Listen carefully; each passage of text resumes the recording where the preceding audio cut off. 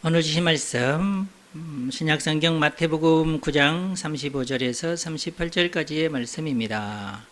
계시의 말씀 읽을 때 하나님의 음성을 들으시기를 바랍니다. 예수께서 모든 도시와 마을에 두루 다니사 그들의 회당에서 가르치시며 천국 복음을 전파하시며 모든 병과 모든 약한 것을 고치시니라. 무리를 보시고 불쌍히 여기시니 이는 그들이 목자 없는 양과 같이 고생하며 기진함이라. 이에 제자들에게 이르시되 추수할 것은 많되 일꾼이 적으니 그러므로 추수하는 주인에게 청하여 추수할 일꾼들을 보내주소서 하라 하시니라. 아멘. 오늘은 추수할 일꾼들, 이런 제목으로 말씀을 드리겠습니다. 마지막 구절에 보니까 추수할 일꾼들을 보내주십시오 라고 기도해라. 그렇게 말씀하셨어요. 예수님께서. 추수할 일꾼들이 누구일까요? 우리 두 가지로 해석을 해볼 수가 있어요. 종말론적인 해석인데 성경에서는 추수라는 단어를 종말론적으로 사용을 합니다. 그리고 종말에는 세상 끝에는 하나님께서 천사들을 보내서 추수를 하신다, 그런 말씀들이 나와요. 그래서 종말론적으로 볼 때 추수할 일꾼들은 추수하는 천사들을 말한다고 할 수 있어요. 추수하는 천사들이 마지막 날에 낫을 들고 추수를 하는데 알곡은 곡간에, 그리고 쭉정이는 풀무불에 사르는 역할을 감당합니다. 이게 또 마태복음에 또 자세히 기록이 되어 있어요. 마태복음 13장에 보면은 30절 예수님께서 하신 말씀 가운데 둘 다 추수 때까지 함께 자라게 두어라. 추수 때에 내가 추수꾼들에게 말하기를 가라지는 먼저 거두어 불사르게 단으로 묶고 곡식은 모아 내 곡간에 넣으라 하리라. 그 다음에 39절에도 보면은 예수님께서 이 말씀을 해석하시는, 제자들 앞에서 해석하시는 말씀이에요. 가라지를 뿌린 원수는 마귀요, 추수 때는 세상 끝이요, 추수꾼은 천사들이니, 그렇게 예수님께서 해석을 해 놓으셨어요. 예수님께서 말씀을 하시고 비유로 말씀을 하시고 그 비유를 또 제자들에게 풀어주면서 추수꾼이 누구냐? 추수꾼은 천사들이다, 그렇게 기록하고 있죠. 물론 우리가 이제 읽은 것은 이제 마태복음 9장이지만 9장하고 13장하고 틀리죠. 그렇게 얘기하면 또 저도 할 말이 없지만, 또 계시록 14장 19절에도 보면은 천사가 낫을 땅에 휘둘러 땅에 포도를 거두어 하나님의 진노의 포도주 틀에 던졌다, 이런 말도 보면은 천사가 맨 마지막 날에 이제 불순종하는 자들을 모아가지고 풀무불에 집어 던져버리신다, 그런 예언의 말씀이죠.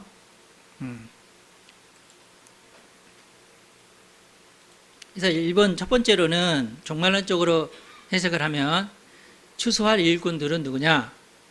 추수하는 천사들을 말한다, 그렇게 우리가 해석을 할 수 있어요. 그런데 두 번째로 구원론적으로 또 해석을 할 수가 있어요. 이 구원론적으로 볼 때 이 추수할 일꾼들은 누구에게 또 이 말을 한 거냐면은 제자들에게 한 말이거든요.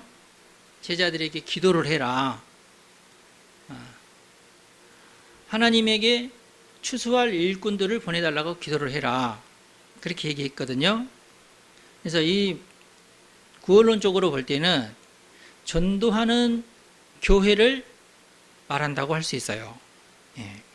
추수할 일꾼들은 전도하는 교회를 말한다. 추수하는 주인은 하나님이시다. 하나님께 청해야 된다, 하나님께 기도를 해야 된다. 추수할 일꾼들을 보내주십시오 라고 기도를 해야 된다. 예수님께서 하신 말씀이에요. 당시 전도를 제일 많이 하신 분이 누구냐 하면은 예수님이십니다. 제자들은 사실 예수님의 뒤를 따라다니며 그냥 그 전도에 동참을 했거나 뭐 하여튼 참관을 했거나 하는 시기였고, 정확하게 전도를 제일 많이 하신 분은 예수님이셨습니다. 그리고 이제 제자들은 예수를 믿기로 작정한 사람들에게 세례를 주거나 또는 예수님한테 배운 말씀들을 가르쳐 주거나 그랬던 기록이 성경에 나오죠. 그리고 예수님께서 또 뭘 가르쳤냐면 성령이 오시기를 기다려라. 그걸 굉장히 강조를 하면서 가르치셨어요. 그래서 예수님께서는 정확하게 얘기하면 이제 두 가지를 기다리고 기도해라. 첫째는 성령이 오시니까 성령을 기다려라. 성령이 오시기를 기도해라. 두 번째는 추수할 천사를 보내달라고 기도해라. 그럼 하나님께서 보내주실 것이다. 이 두 가지예요. 그래서 이 두 가지를 합해 보면은 성령을 받은 자들이 누구예요? 교회가 성령을 받거든요. 그러면 교회가 성령을 받고 교회가 추수꾼이 또 되거든요. 막 전도를 하니까. 그 뒤로 이제 오순절날 성령이 임해서 교회가 폭발적으로 전도를 하지 않습니까? 예수님이 하던 전도를 본받아가지고 이제 교회가 전도를 하기 시작하거든요. 근데 그때는 성령을 받고 전도를 하기 시작을 해요. 그래서 구원론적으로 보면은 추수할 일꾼들은 누구냐? 전도하는, 성령을 받고 전도하는 교회가 추수할 일꾼들이 된다. 그렇게 우리가 해석할 수가 있어요. 그래서 모든 것을 종합을 해볼 때에 성령이 임해서 왕성하게 전도를 하면서 영혼들을 구원하는 역할을 감당하게 해달라고 기도를 해야 된다. 우리 그렇게 해석을 할 수가 있어요. 그 본을 먼저 예수님께서 보이셨습니다. 전도는 이렇게 하는 거야 하면서 예수님께서 또 전도에 대한 얘기도 많이도 가르쳐 주셨어요.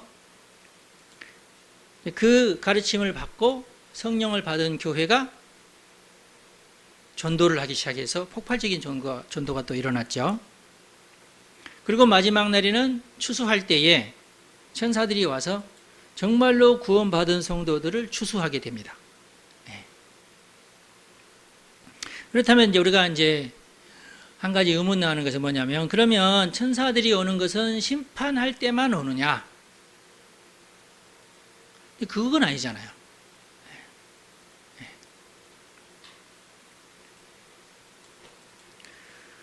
성령 받고 전도할 때는 천사가 필요 없냐?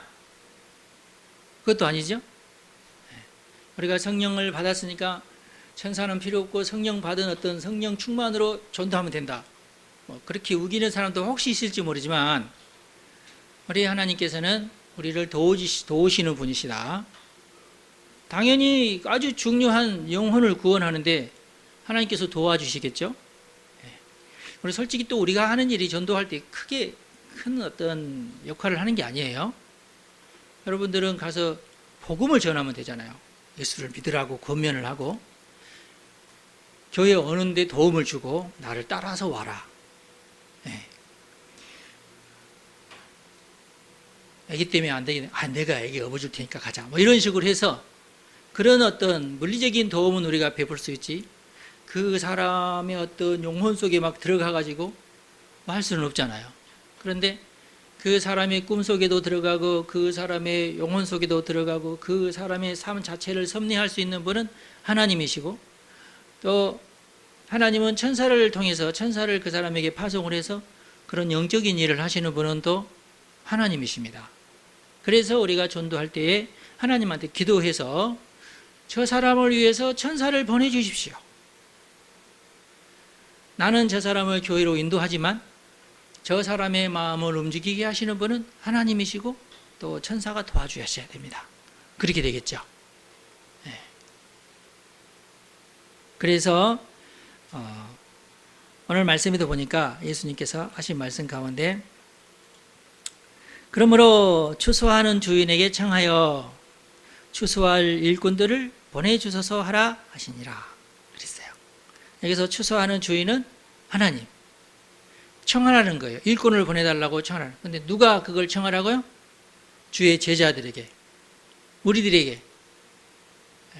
그러니까 우리들은 전도하는 추수하는 일꾼도 되지만 하나님에게 또 일꾼을 보내달라고 청하는 자들이 또 돼요. 그러니까 나도 전도를 하겠지만은 하나님 천사를 보내주셔서 내가 전도하는 것을 도와주십시오 하고 기도도 하라 그 말이에요. 전도는 혼자 하는 게 아니다.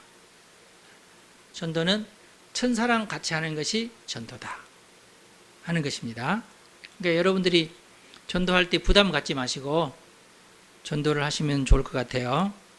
전도는 돕는 천사가 필요합니다. 그래서 우리가 돕는 천사를 보내주십시오 하고 기도해야 돼요. 그런데 그렇게 하려면 우리가 먼저 성령을 받아야 됩니다. 성령으로 충만해서 전도할 마음이 생기고 또 담대한 마음도 생겨서 전도를 할 수가 있게 되는 것입니다. 하여튼 절대로 잊지 말아야 되는 것은 전도는 내가 가서 복음을 전하는 것도 중요하지만 하나님께서 도와주셔야 된다. 구체적으로는 하나님께서 천사를 보내주셔서 도와주셔야 된다. 그 사람을. 또 나는 그렇게 해달라고 기도해야 된다. 그런 말씀이 오늘 말씀이라고 볼 수 있어요.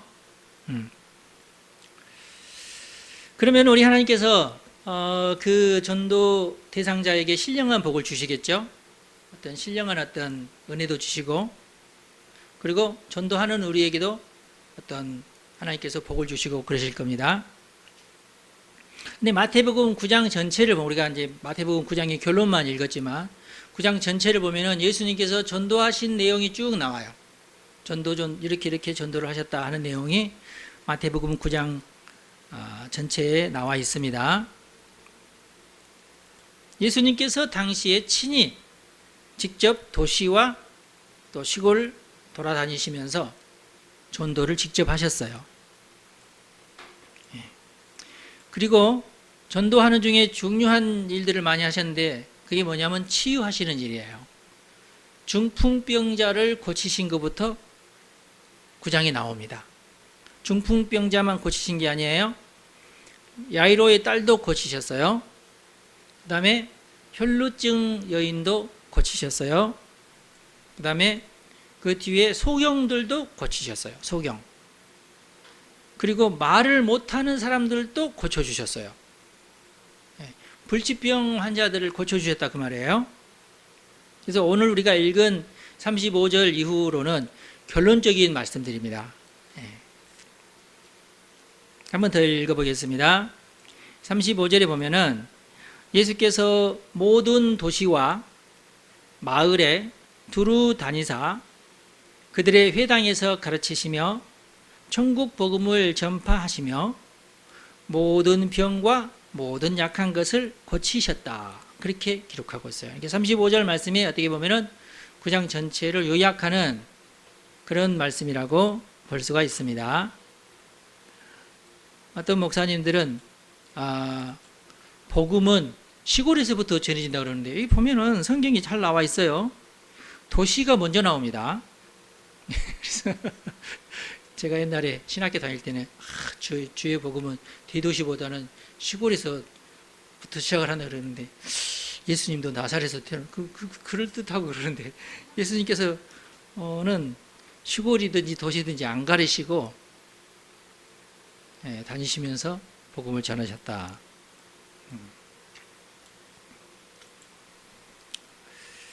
그 다음에 회당에서 가르치셨다고 기록하고 있어요. 회당에서.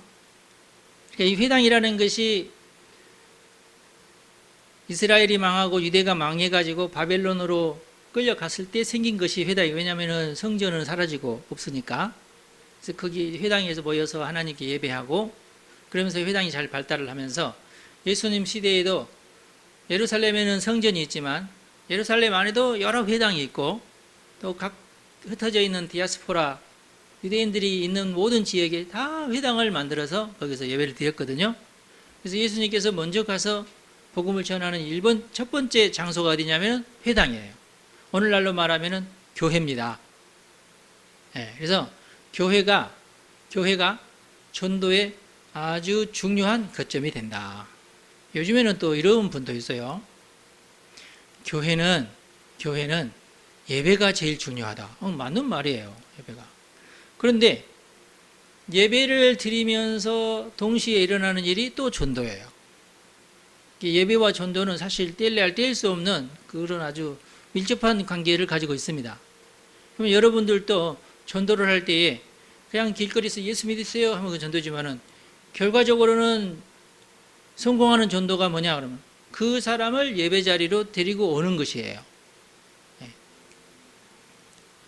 내가 밥 사줄 테니까 내가 하는 말 1시간만 들어보라고 하면서 막 가서 성경 얘기하고 뭐 이렇게 저렇게 해서 막 토론하고 그런다고 해서 전도가 되는 게 아니고 제일 훌륭하고 제일 그래도 가능성이 높은 전도는 교회로 데리고 오는 겁니다. 그래서 예수님도 회당에 자주 가셨어요. 회당에서 예배할 때 가서 예수님이 설교를 많이 하셨어요. 그래서 그 말씀을 들으면서 하나님께서 그 말씀을 듣는 순간 또 일을 하시면서 그 마음속을 또 감동도 주시고 그렇게 하셨던 것입니다. 그 다음에 회당에서 뭘 하셨느냐? 가르치기도 하셨고 천국 복음도 전파하셨어요.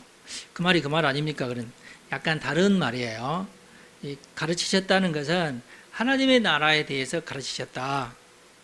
새로운 질서를, 왜냐하면은 구약에 있는 율법을 예수님께서 다 이루시고 정리를 하셔가지고 어떤 것은 안 해도 되고 이것은 해야 되고 하는 것이 쭉 있거든요. 그래서 예수님이 오시면서 새로운 계명을 우리에게 주셔서 새 계명을 너희에게 주노니 하면서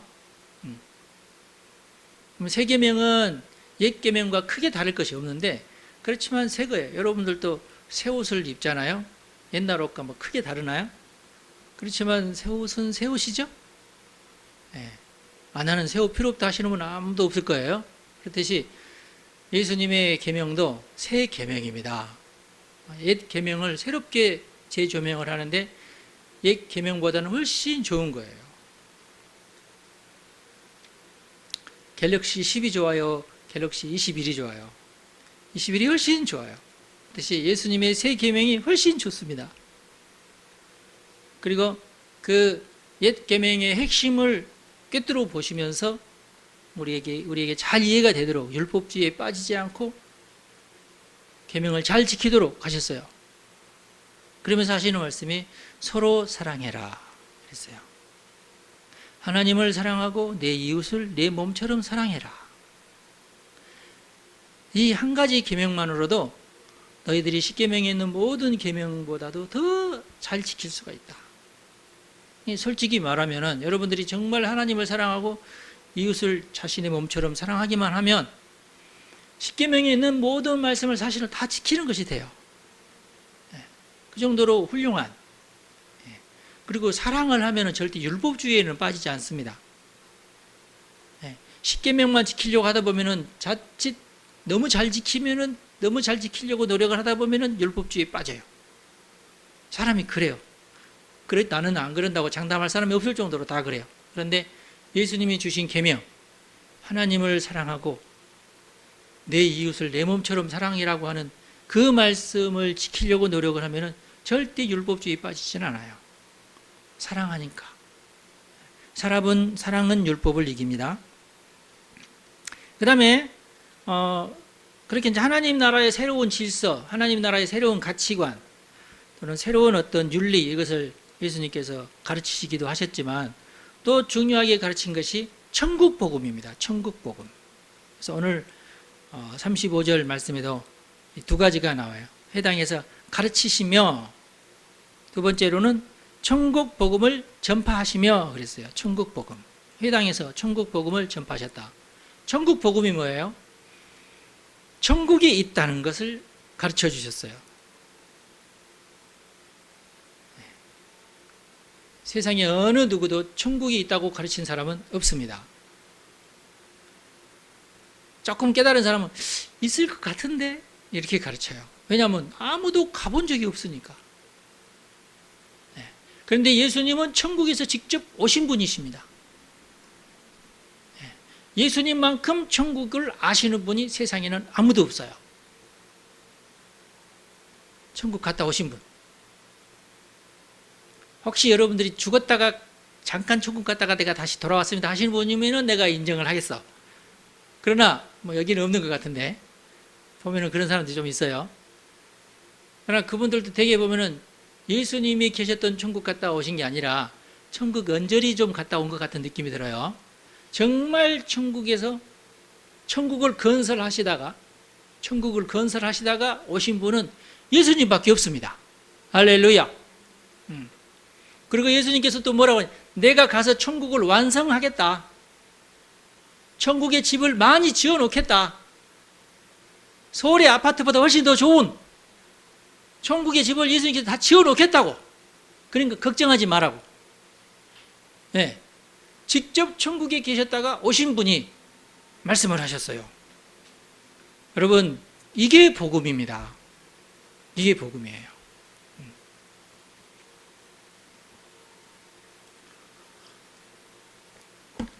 뉴스를 보니까 20대, 30대 젊은이들, 특별히 남자들이 나는 아파트 살 기회가 없고 뭐 이렇게 하면서 막 절망하고 그런다는데 세상이 그렇게 만든 것 같아요. 지금 20대, 30대들이 아파트 걱정할 시대가 아니잖아, 솔직히는. 그런 걱정 하나요? 왜 나는 아파트 사고 싶은데 뭐 여러분 그러시나요? 40대, 50대예요? 솔직히 아파트 피하고 그러면 40대, 50대 아닌가요? 왜 20, 30대가 아파트를 걱정해? 세상이 그렇게 만들었을 뿐이지, 그냥. 세상이. 그래서 쓸데없는 걱정하지 마시고, 여러분들이 아파트 살 때쯤 되면 값이 뚝 떨어져 있든지, 아니면 아파트가 어마어마하게 많든지 아마 그럴 거야. 예, 걱정하지 마시기 바랍니다. 저도 20, 30대 아파트는 걱정도 안 했어요. 왜냐면은, 다른 걱정이 너무 많아가지고. 지금 솔직한 제 심정은 지금도 누가 아파트 사라고 그러면 나는 별로 살 마음이 없어요. 아니 20억 30억을 뭐하러 아파트에다 집어넣어놓고 살아. 그 돈 있으면 난 다른 거 하겠어. 그냥 원룸에 살고 애들도 다 컸겠다. 나하고 집사람만 둘이 들어가서 잠만 자면 끝나는 건데 뭐하러 거기에 20억 30억을 쏟아 부어요. 대출을 받고 막 이자 갚으면서 그 짓을 왜 해요? 그래야 돈 벌고. 다른 사업에서 돈 벌겠어. 당첨도 잘 안 될 텐데. 가끔 제 집사람이, 여보, 우리는 한 번도 아파트 산 적이 없으니까 무주택자라서 당첨될 확률이 물론 많겠지. 근데 보니까 뭐 2만 대 1 막 그러던데 보니까. 아이고, 참.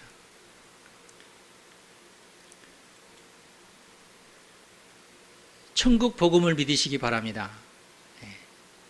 천국이 있어요. 그리고 지옥도 있습니다. 천국만 있는 게 아니라 지옥도 있어요. 지옥을 누가 그것도 예수님이 만드셨지 누가 만드셨겠어요? 아니 왜 그런 쓸데없는 것을만 해? 왜 쓸데가 없습니까? 여러분 중에 여러분 마음속에 저놈은 꼭 지옥 가야 된다는 놈 없어요? 없냐고. 없으신 분 나한테 와서 개별 상담을 한번 하십시다. 네.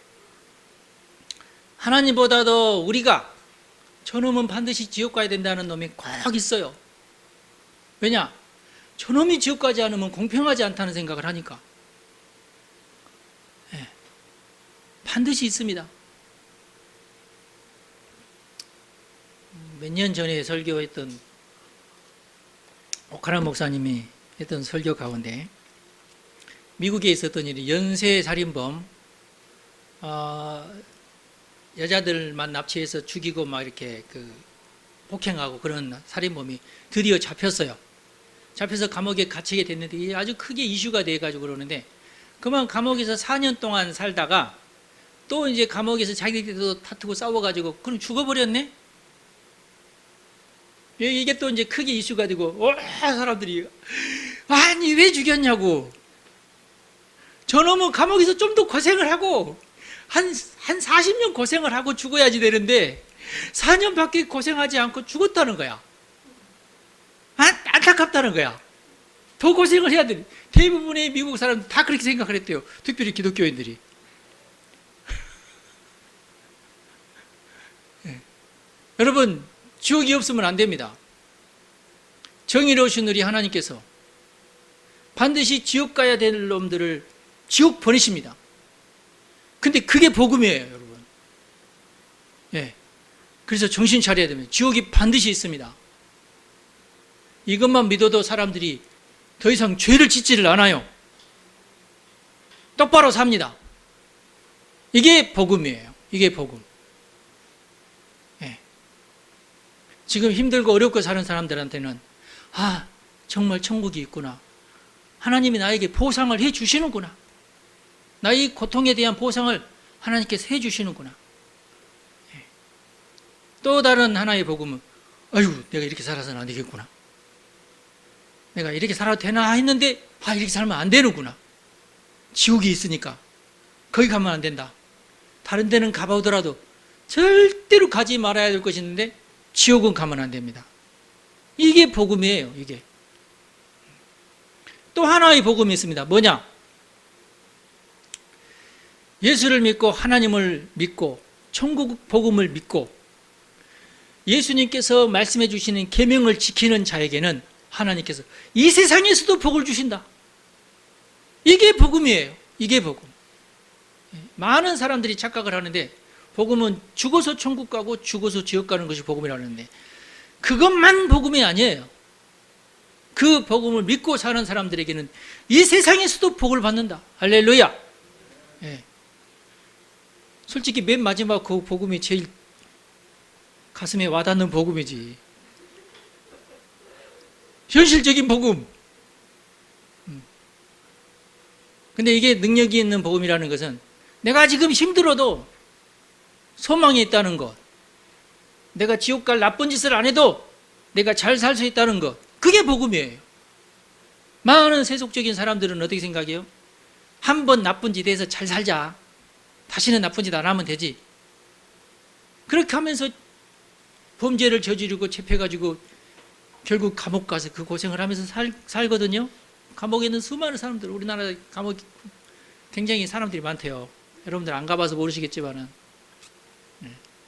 저도 몇 번 이제 목사라는 직업 때문에 감옥에 간 적이 있거든요.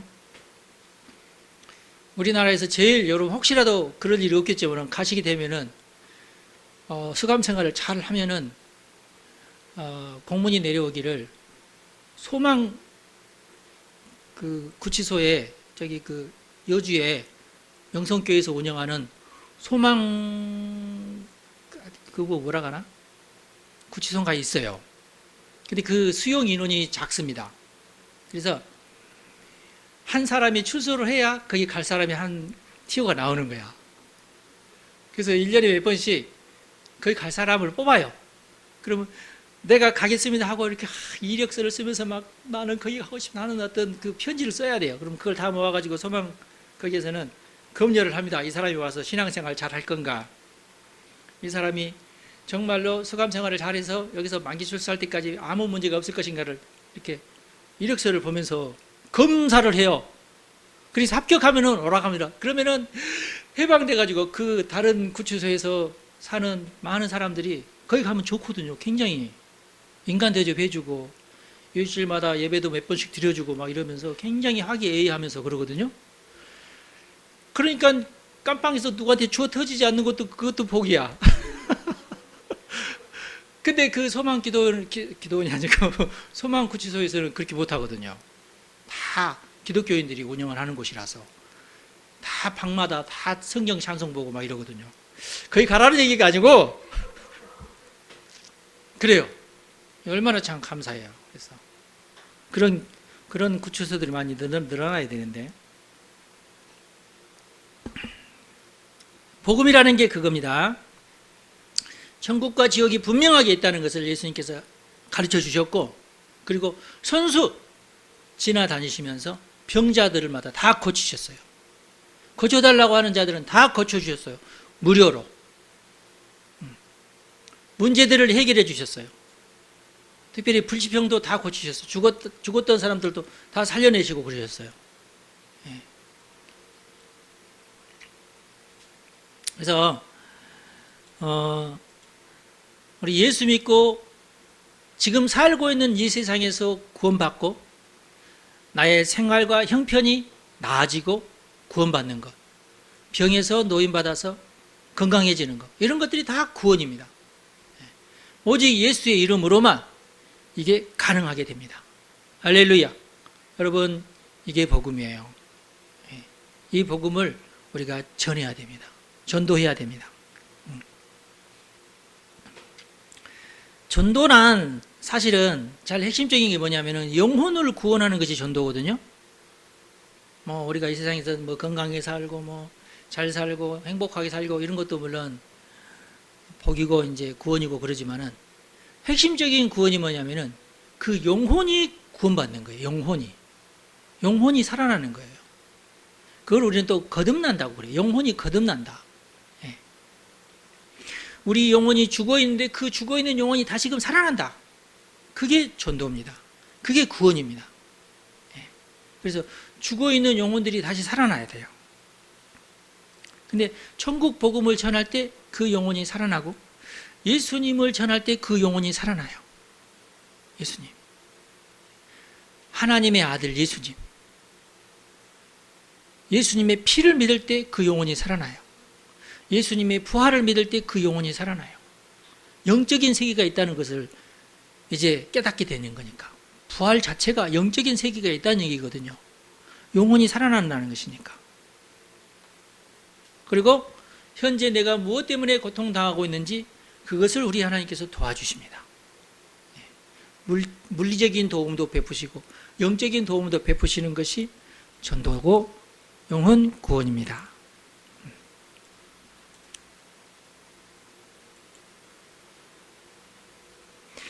그리고 여기 보니까 35절에 또 뭐라고 기록되어 있어요? 모든 병과 모든 약한 것을 고치셨다고 기록하고 있습니다. 고쳤다는 얘기는 고장났다는 얘기죠. 뭔가 잘못됐다. 근데 병이 났다는 얘기는 우리 몸에 뭔가가 잘못됐다. 고장이 났다. 심장이 고장이 났다. 뭐 위장이 고장이 났다. 뭐 그런 식으로 고장이 났는데 이걸 어떻게 고쳐야 되지 않습니까? 근데 예수님께서 그런 것을 고쳐주신다. 병을 고쳐주신다. 이게 그러니까 복음이죠. 아프 보신 분은 아시겠지만 얼마나 고통스러워요. 열만 나도 고통스럽습니다. 열만 나도. 먹고 체해봐요. 그것만큼 고통스러운 곳이 없어요. 빨리 나아야죠. 근데 몸에만 병이 있는 게 아니라 사실은 마음에도 병이 있어요. 마음에도. 정신적인 병도 있어요. 트라우마 이런 거. 언제 어떤 좋지 않는 경험 때문에 자신의 삶에서 비슷한 현상이 일어나면 또 막 놀래고 또 고통스럽고 그렇게 돼요. 뭐 예를 들어서 어렸을 때 뭘 잘못 먹어가지고 콜록콜록 살에 걸렸다든지 아니면은 그것 때문에 뭐 배탈이 났다든지 그것 때문에 두드러기 났다든지 그러신 분들은 건강해졌는데도 불구하고 그거 먹으면은 몸이 알고 놀랍니다. 그런 데서부터 우리가 벗어나야 돼요. 그 다음에 이념의 병까지 있습니다. 이념의 병에 걸린 것처럼 참 고약스러운 것이 없어요. 세상을 잘못 보잖아. 안경을 끼고 세상을 보고. 하나만 알고 둘은 모르고. 우리 예수를 믿으면 이 모든 병에서 우리를 고쳐주십니다. 그 다음에 약한 것도 고쳐주신다고 되어 있는데 약하다는 얘기는 곧 병에 걸릴 위험이 있는 상태를 말합니다. 몸도 버티다가 병에 걸리는 거거든요.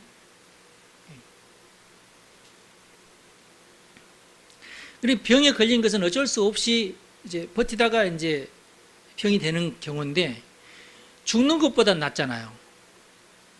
병에 걸린다는 얘기는 이렇게 하지 않으면은 안 되겠다 싶으니까 병에 걸리는 거예요. 그나마 그러니까 다행인 거죠. 그런데 약해지는 것도 일단 위험한 신호니까 그것을 빨리 고치셔야 됩니다. 몸만 약한 것이 아니라 마음이 약할 수도 있어요. 마음 약해서 뭐 이런 노래도 있잖아요. 마음 약한 것도 큰 문제야, 이게. 마음이 약하신 분, 해야 할 말 잘 못하고 막 이러신 분, 해야 할 말을 정확하게 하지 못해서 그렇지, 마음이 약하더라도 정확하게 무슨 말을 해야 되겠다고만 잘 생각하고 하시면 돼요. 그러면 효과가 나타납니다. 그런데 그런 것을 곰곰하게 생각하지 않으면 마음이 약해가지고 말을 못해요. 할 말을 못해요. 그러면은 그것이 나중에 병이 됩니다. 그리고 정신이 약한 것도 있고요. 이념이 약한 것도 있어요. 그래서 구원이라고 하는 것은 단순히 영혼만 구원받는 것이 아니라 우리의 삶을, 우리의 온 몸을, 우리의 온 마음까지 다 구원하시는 것이 하나님이 원하시는 구원이시다. 그리고 그것은 우리 예수님이 하실 수 있다. 우리가 그렇게 믿으셔야 됩니다. 그 다음에 또 예수님께서 뭐라고 말씀을 하셨냐면은 무리를 보시고 불쌍히 여기셨다. 이는 그들이 목자 없는 양과 같이 고생을 하면서 고생을 너무 많이 해서 기진해 있더라. 힘이 다 빠져 있더라. 고생을 너무 많이 해가지고 오래도록 고생을 해가지고 힘이 다 빠져버린 상태로 있더라. 그것을 예수님께서 불쌍히 여기셨다. 당시에도 이제 불쌍한 무리들이 많았나 봐요. 요즘은 없을까요? 요즘에도 불쌍한 사람들이 많습니다. 그래서 예수님께서 뭐라고 말씀하시면 수고하고 무거운 짐을 진 자들아 다 내게로 와라. 내가 너희를 쉬게 하리라 그랬어요. 내가 너희를 안심시켜 주리라. 내가 불안한 마음을 진정시켜 주리라 했어요. 어떻게 예수님께서 한마디만 하면은 또 다 진정이 되는 그런 효과가 있어요. 잘못 생각한 것 예수님께서 한마디만 해주시면은 마음에서 이제 좀 안심이 되네 하면서 안심이 되는 경우가 굉장히 많습니다.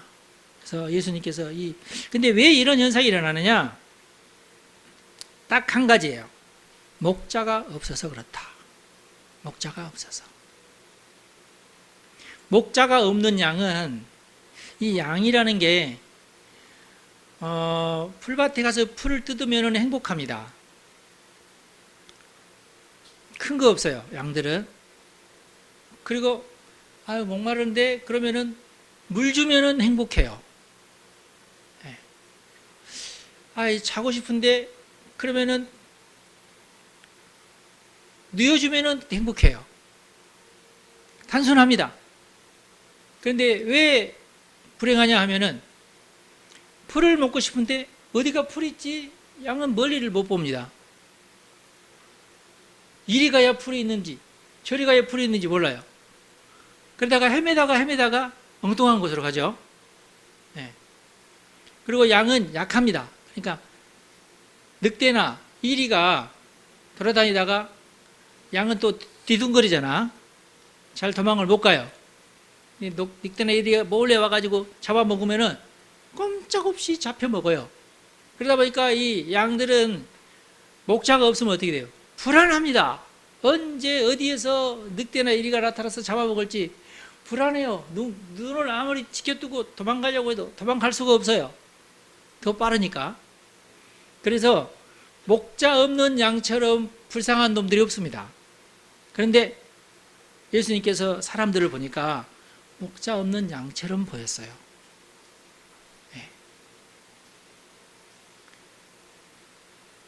우리가 양은 아닌데 여러분 주변에는 여러분들을 속여먹으려는 사기꾼들이 참 많습니다.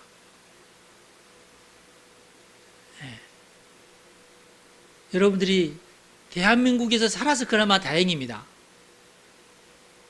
대한민국만 벗어나 보십시오. 온통 소매치기들이 여러분들을 노리고 여러분의 핸드폰을 노리고 그래요. 그래서 그런 말이 있잖아요. 외국에서 한번 나갔다 온 사람들은 다 애국자가 된다. 그만큼 우리 사람들도 속여먹는 사람, 사기꾼들, 나한테 악플을 다는 사람들, 나를 미워하는 사람들 많습니다. 그리고 고생스럽죠? 고생스럽지 않는 사람이 없어요. 유치원생들은 유치원생들대로 고생스러워요. 카페에 있다 보면은 가끔씩 고래고래 소리를 지르면서 세상 떠나갈 듯이 우는 애들이 있어요. 그러니까 가보면은 얼마나 서럽게 우느냐면, 난 세상에 저만한 5살짜리가 저렇게 서럽게 울 수, 어떻게 저렇게 서럽게 울 수가 있을까 할 정도로 서럽게 웁니다. 그런데 이제 궁금하니까 왜 서럽게 우는지를 이제 가서 이제 찾아보면은 동생이 내 신발 신었다 뭐 이런 거에 하여튼 아주 사소한 걸 가지고 그렇게 목 놓아 울면서 울음을 그치지 않고 그래요. 그럼 도대체 그런 걸 어디서 배웠느냐 도대체 이해가 안 가요. 그 어머니를 보면은 그 어머니가 그렇게 안쓰러워. 달래도 얘가 그걸 이렇게 누구 그 어떤 박사님 만나야 돼. 여자 박사님 만나야 돼. 우리 아이가 뭐 변했으면 같은 그 만나야 돼. 하여튼 그런데 하여튼 걔는 아주 사소한 것만 가지고도 그렇게 울어 제낍니다. 아주 떠나갈 듯이, 온 세상이 떠나갈 듯이. 참 고생합니다. 초등학생들도 고생스러워요. 보통 하루에 3군데 학원 다니더만요. 네. 그래도 요즘은 좀 나아요. 왜냐하면 재밌게 다녀요, 애들이. 재밌게. 우리 청년들도 고생스럽죠. 도대체 얼마나 더 공부를 해야 될지 모르겠어. 그죠?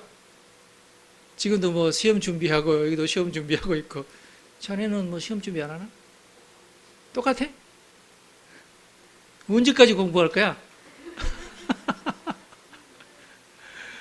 아휴.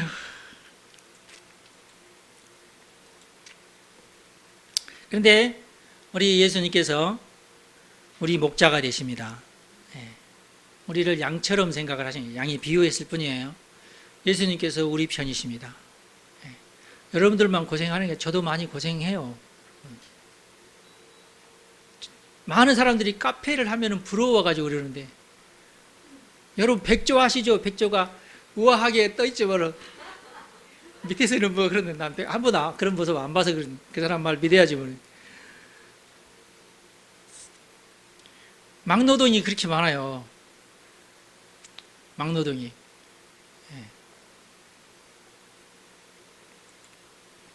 그러나 견딜만 합니다. 행복하게 살고 그래요.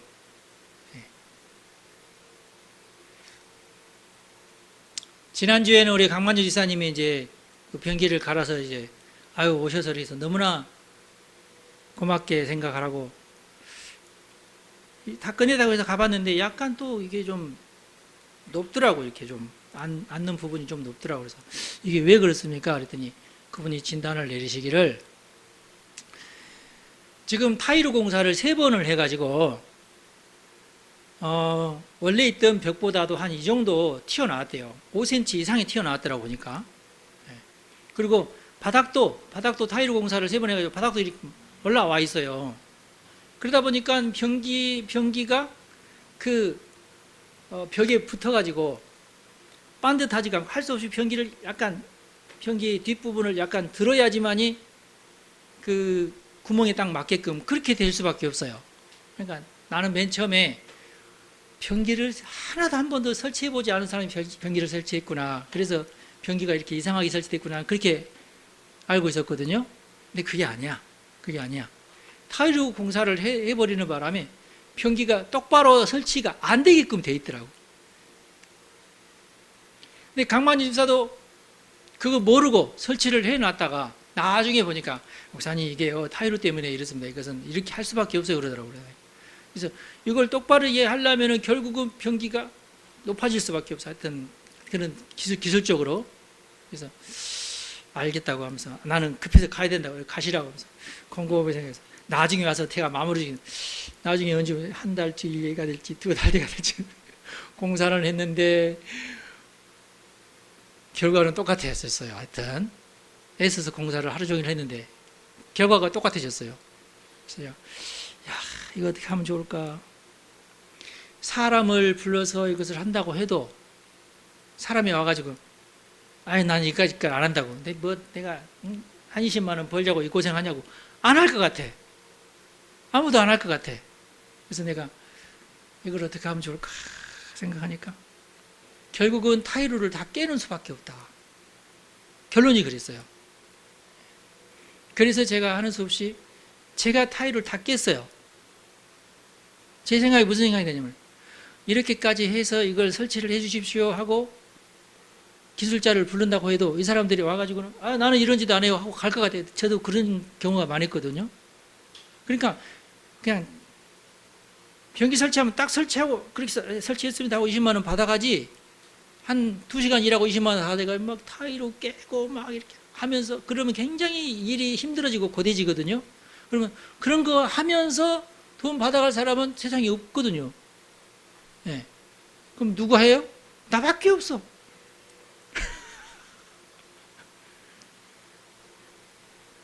그래서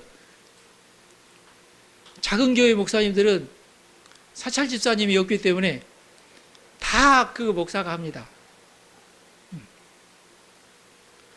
여러분들 저 목사님은 고생스러울 것 없이 사는 것 같다. 절대로 그게 아니에요.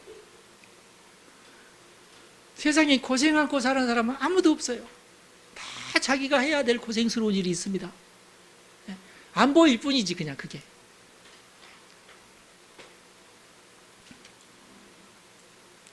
그런데 뭐 때문에 해요 고생을?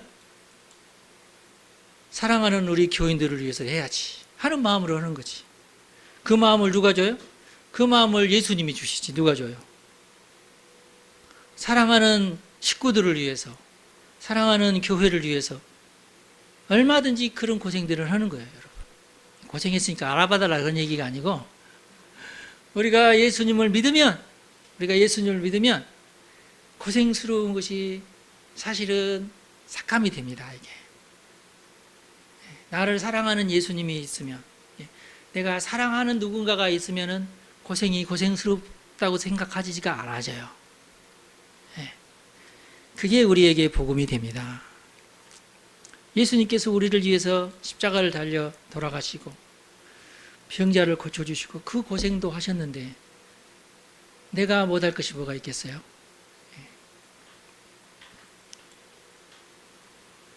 우리에게는 목자장이 계십니다. 이렇게 하지 말아라. 이렇게 해라. 지시를 해주시는 분이 계시잖아요. 어떻게 살면 안 된다. 이렇게 살아야 된다. 길을 가르쳐 주시는 분이 계시잖아요. 얼마나 그런 거 모르고 사는 사람 얼마나 많은데 우리는 그거 알고 살잖아요. 이게 얼마나 참 행복이고 이게 얼마나 참 귀한 일입니까? 다행스러운 일이고. 그러면서 예수님께서 제자들에게 하시는 말씀이 봐라 추수할 것이 많되 일꾼이 적다. 예수님이 얼마나 많은 병자를 고쳤는데 아직도 못 고치는 병자가 너무 많다 그 말이에요.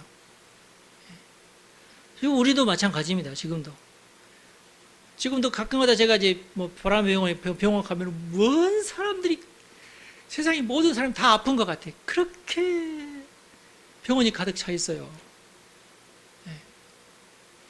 그럼 병원 가면 다 낫느냐? 그렇지 않아요. 검사 받는 자라고 얼마나 고생하는지 몰라. 이거 기다리고 저거 기다리고 약 먹는다고 다 낫는 것도 아니야. 병 걸리면 그렇게 고생스럽습니다. 그러나 예수님은 즉각 고쳐주십니다. 할렐루야. 그러니 우리가 예수님에게 기도해야 돼요. 병 고쳐달라고 기도해야 돼요. 금방 낫습니다. 여러분 내가 병 고침에 대한 기적 얘기하면 또 너무 길어지니까 안 되고 얼마나 감사한지 몰라. 우리 하나님께서는 우리가 기도할 때에 천사를 보내셔서 또 계시를 주시고 영감을 주시고 뚫을 길을 주시고 방법을 주셔서 그 문제를 해결해 나가게끔 하시는 분이 예수님이십니다. 병을 고쳐주세요. 문제를 해결해 주세요. 얼마나 감사합니까? 그러므로 여러분 하나님한테 기도하십시다. 추수할 일꾼들을 보내달라고. 나도 복음을 전하겠으니 천사를 보내서 저 사람에게 감동을 해 주십시오 라고 우리 기도하십시다. 그러면은 우리 예수님께서 그렇게 하라고 하셨으니까 우리는 예수님께서 하라고 하신 대로만 하면 됩니다. 할렐루야. 여러분들 사랑하는 마음으로 저 영혼을 위해서, 저 영혼을 불쌍히 여기는 마음으로, 저 영혼은 절대로 지옥 가면 안 된다, 이런 마음을 가지고 있으신 분은 예수님께서 하시라는 대로 하나님 추수할 일꾼을 보내주십시오. 저는 성령을 보내주시고 성령을 받아서 전도를 할 테니 천사를 보내서 저 영혼을 구원해 주십시오 라고 기도하시기 바랍니다. 그러면은 하나님께서 여러분들을 통하여 영혼을 구원하실 줄로 믿습니다. 오늘 여러분 기도할 때에 내가 제일 먼저 누구에게 복음을 전하고 하나님께 저 영혼을 위해서 천사를 보내주시라고 기도할 영혼이 누구인가? 이 시간에 눈을 감고 생각을 하시기를 바랍니다. 하나님 도와주십시오. 불쌍히 여겨 주십시오. 내가 복음을 전할 한 영혼이 있습니다. 그 사람은 예수님을 구주로 삼고 예수님을 목자로 삼고 살아야 될 사람입니다. 하나님 그 영혼을 위하여 내가 전도하는 복음의 말씀을 준비하기를 원합니다. 우리 하나님께서는 그 영혼을 위하여 천사를 보내주십시오. 하나님 우리 성도들을 축복합니다. 전도할 영혼을 위하여서 이 시간 하나님께 기도합니다. 하나님께서 그 기도를 들으시옵소서. 하나님께서 약속하신 대로 전도 대상자를 위하여 천사를 보내주시옵소서. 우리 주님 예수님의 이름으로 기도하옵나이다. 아멘. 여러분 축복합니다.